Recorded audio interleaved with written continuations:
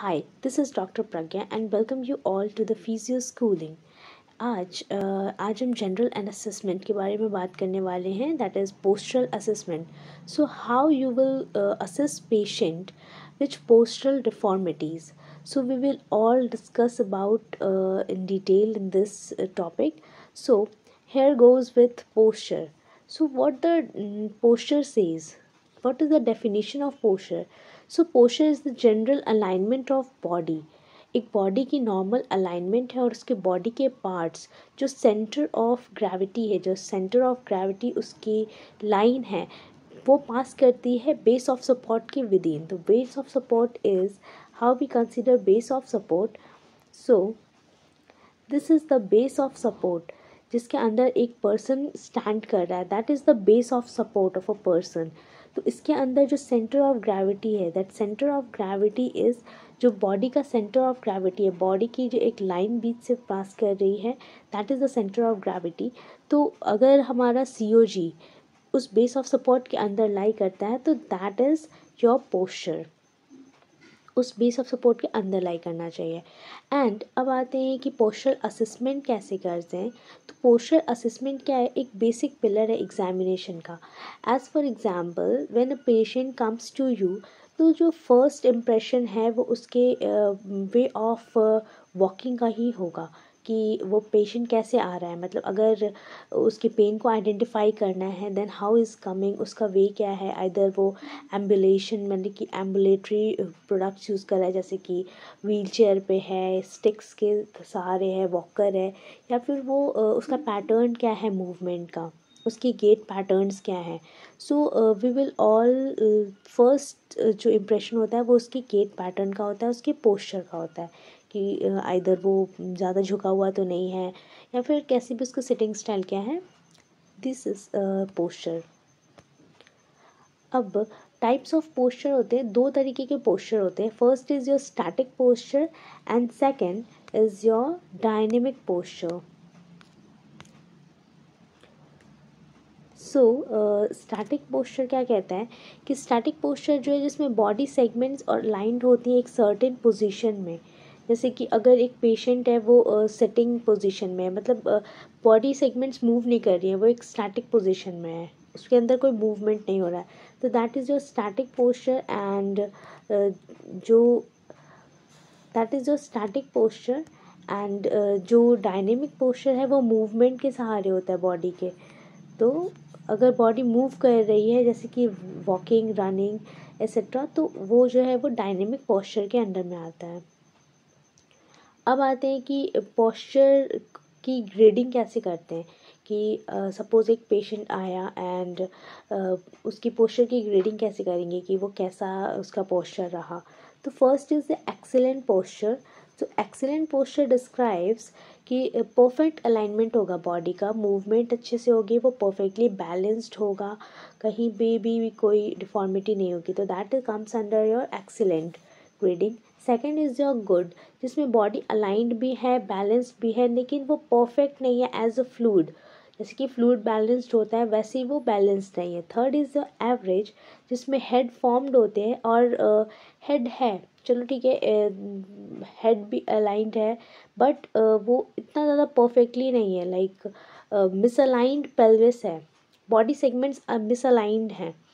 तो pelvis misaligned है, rounded upper back है, काइफोसिस फॉर्म्ड हो रखा है, movement is strong, strong movement तो है बट हिप का जो मोशन है वो प्रॉपरली नहीं आ रहा है. तो कहीं ना कहीं वो ब्लॉकेज है, मूवमेंट में लॉक्ड है, कहीं कोई जॉइंट्स लॉक्ड है. The fourth one topic point is poor. Poor posture क्या कहता है कि वो मिसअलाइंड और इम्बैलेंस्ड है थ्रू आउट द स्पाइन, पूरी स्पाइन ही अनबैलेंस्ड है, बैलेंस में नहीं है, वो कोऑर्डिनेट नहीं कर पा रहा है, वीकर एक्शंस हैं उसके, बटक्स वीक है, मसल्स वीक है, मूवमेंट जो है वो स्टिल्ड है, वन साइडेड मूवमेंट है. लाइक एक तरफ बिल्कुल ही फ्रीज हो रखी है, वो मूव नहीं कर पा रहा है प्रॉपरली, एक पैर उठ नहीं पा रहा है, दूसरे से घसीट के चल रहे हैं, मतलब स्टैगर करके चल रहे हैं. तो that is your poor posture. And very poor posture comes under जिसमें बहुत ही ज़्यादा बैलेंस ख़राब है, जो पेशेंट का बैलेंस है वो बहुत ज़्यादा ख़राब है, पेन जो है वो एक्सीडेंटल मूवमेंट्स करता है, कंटिन्यूअस है, overly soft knees and limping movements है, मतलब लिम्प कर रही है, बकलिंग हो रही है नीज की, लिम्प कर रही है, मतलब वो प्रॉपरली बैलेंस नहीं हो पा रहा है, कोऑर्डिनेट नहीं कर पा रही है मोशंस मूवमेंट। अब आते हैं कि डेविएशंस क्या क्या होते हैं। अगर ऑप्टिमल पोस्चर है तो उसमें क्या क्या डेविएशंस आएंगे। तो ये सजाइटल प्लेन में देख रहे हैं हम कि सजाइटल प्लेन में क्या क्या डेविएशंस हैं। सो द डेविएशंस क्या, अगर फर्स्ट डेविएशन शो कर रहा है ये कि जो इसका हेड है वो फॉरवर्ड कंपनसेट कर रहा है बैलेंस करने के लिए, बिकॉज इसकी जो बॉडी है वो पीछे की तरफ है, काइफोटिक कर्व बना रहा है, ये लॉर्डोटिक कर्व भी इंक्रीज है जिसकी वजह से स्टमक बाहर की तरफ है, हाइपर एक्सटेंडेड नीज है, पेल्विस जो है वो शंटेड फॉरवर्ड शंटिंग है इसकी। अब है सेकेंड जो डायग्राम है, ये सेकेंड डायग्राम क्या कहता है कि जिसमें चेस्ट जो है वो आर्किंग आउटवर्ड है, आउटवर्ड आर्क कर ये फेस बैकवर्ड की तरफ है, काइफोटिक लॉर्डोटिक कर्व इंक्रीज है, ओके ये टाइट हिप फ्लेक्सर्स हैं एंड एक्सटेंडेड हाइपर एक्सटेंडेड नीज है। तो ये डेविएशंस आ सकते हैं एक पोस्चरल मिसअलाइंड पेशेंट में, एक पोस्चरल मिसअलाइंड पेशेंट में, जिसको असेस करके बहुत सारी प्रॉब्लम्स को सल्यूशन आ सकता है। Here is the deviation in the frontal plane. So frontal plane में क्या क्या डेविएशंस है, तो पहले क्या क्या देखेंगे, तो पहले उसके आई लेवल को चेक करते हैं, देन उसके शोल्डर लेवल्स पे आते हैं कि शोल्डर लेवल क्या है उसका। थर्ड इज योर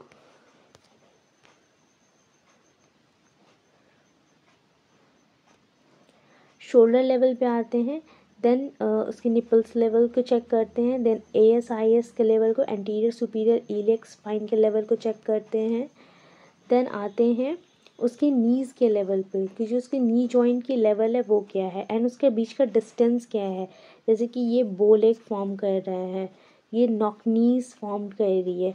तो इन सारे पोस्चर अलाइनमेंट्स को हम देखते हैं फ्रंटल प्लेन में जो डेविएशंस आ रही होती हैं।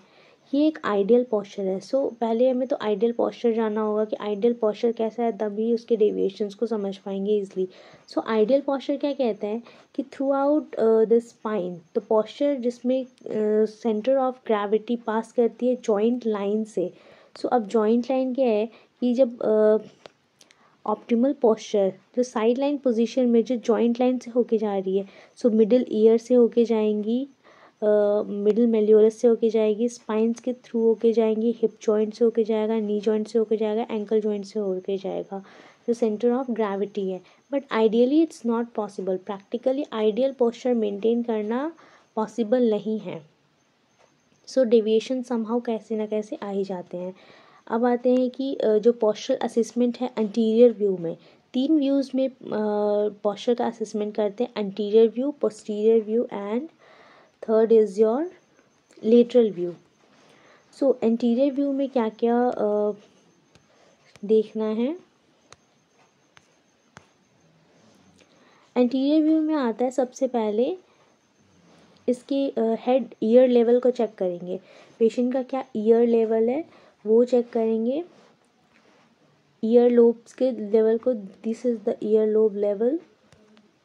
सो firstly we will see ear lobe level, then उसके निपल लेवल्स को, शोल्डर लेवल, दोनों ही शोल्डर लेवल्स को चेक करेंगे, दोनों का शोल्डर लेवल क्या है, देन आर्म थोरेसिक डिस्टेंस को चेक करेंगे, ये आर्म एंड थोरेसिक का जो डिस्टेंस है ये डिस्टेंस भी बहुत मैटर करता है। सो आर्म एंड थोरेसिक के डिस्टेंस को मेज़र करेंगे और आइडेंटिफाई करेंगे। देन आते हैं इसके PSI anterior superior iliac spine के लेवल पे, then comes to the greater trochanter level and उसके बाद नीज के लेवल को, जॉइंट लाइन को मेज़र करेंगे एंड मेलियोलस लेवल, जो उसकी मेलियोलस लेवल शो की हुई है उसके लेवल्स को मेज़र करेंगे। तो this is all about the posterior assessment in anterior view. Here is the lateral view. तो लेटरल व्यू में क्या कहते हैं,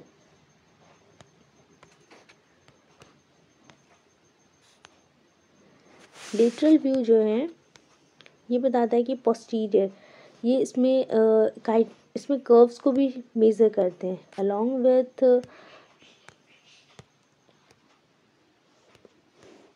along with your joint line, कि joint line से होके पास होना चाहिए, but along with joint line जो हमारी center of gravity है वो जॉइंट लाइन से होके तो जानी चाहिए, but ideally it's not possible. So deviations क्या देखेंगे हम लेटरल व्यू में, वो है कि फॉरवर्ड हेड है या नहीं, और डॉइंटॉइड प्रोसेस से होके गया है या नहीं. Then your kyphotic primary curves को चेक करेंगे. This is the primary curve जो है वो काइफोसिस और सेक्रम है.